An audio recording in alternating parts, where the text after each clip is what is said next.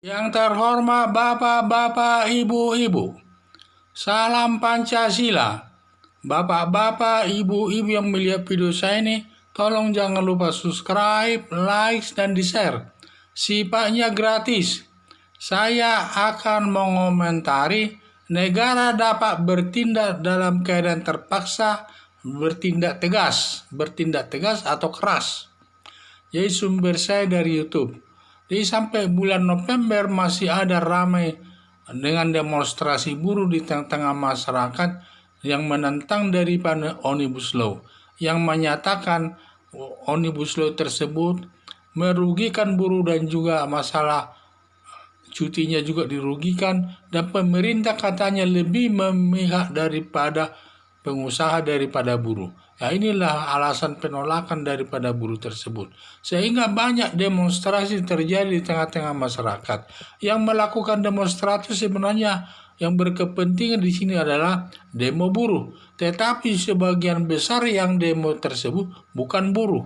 Ada yang mahasiswa, ada yang menyamakan pemuda-pemuda anarko dan lain sebagainya.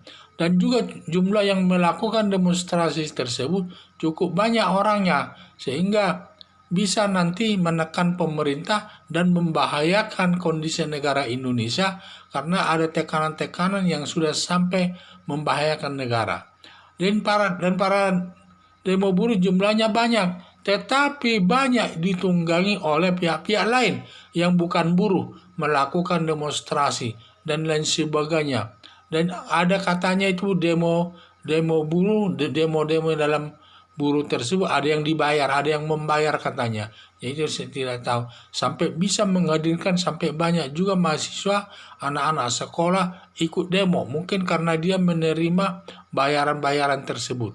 Jadi kalau nanti ini sampai membahayakan daripada negara dan membahayakan kedaulatan negara Indonesia, pemerintah berhak bertindak sesuai asas hukum pidana, yaitu dengan 3 asas hukum pidana, yaitu 1.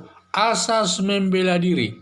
Jadi asas membela diri adalah kalau dikaitkan dengan perbuatan seseorang, yaitu kalau seseorang itu diserang orang lain dan ternyata dia menangkisnya dan juga kemudian demi membela diri dia melakukan tindakan kepada orang hingga mati, maka yang melakukan pemukulan, pembunuhan itu tidak bisa dihukum karena dia alasannya membela diri. Jadi tidak ada hukuman sama dia karena itu membela diri. Seperti terjadi di jalan tol kalau nggak salah itu ada 2 penjahat melawan atau merampok uang daripada seseorang. Ternyata seseorang ini adalah jago bela diri.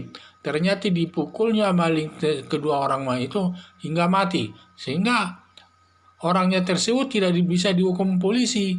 Kalau waktu itu malah dikasih hadiah penghargaan bahwa dia bisa menindak penjahat tersebut. Jadi saya lihat itu ada alasan membela diri namanya. Jadi ini bentuk-bentuk kasus membela diri itu banyak. Contohnya umpamanya seseorang tidur dalam keadaan nyenyak di rumah. Ternyata tiba-tiba maling masuk ke dalam kamarnya. Maling itu sudah siap-siap mau membunuhnya. Ternyata ada botol di samping di tempat tidurnya itu diambilnya langsung dipukul maling tersebut. Ternyata kena kepalanya dia mati. Maka yang memukul tersebut tidak bisa dihukum karena dia membela diri. Jadi itu saya lihat alasan membela diri kalau melakukan kejahatan tidak bisa dihukum. Demikian asas melaksanakan tugas. Asas melaksanakan tugas ini kalau seseorang dalam melaksanakan tugas terjadi sesuatu ataukah orang itu sampai mati tidak boleh dihukum. Ini paling banyak contoh ini kalau petugas polisi. Kalau seorang polisi umpamanya sedang menjaga keamanan di pasar, ternyata ada maling melarikan diri dan juga dikejar, sudah disuruh berhenti tidak mau berhenti dan diberikan tembakan peringatan 3 kali ke atas tidak mau juga berhenti, akhirnya ditembak sama maling tersebut, ternyata kena perutnya mati. Dan di sini polisi tidak bisa ditindak. Ini namanya alasan dalam melaksanakan tugasnya karena dia melaksanakan tugasnya tersebut, jadi tidak masalah. Ada lagi, ada asas kedaulatan darurat, atas keadaan darurat. Jadi asas keadaan darurat atau bahasa Belandanya not very excess. Jadi umpamanya ada sebuah kapal penumpang, di mana kapal penumpang ini terkena ombak besar sehingga karam.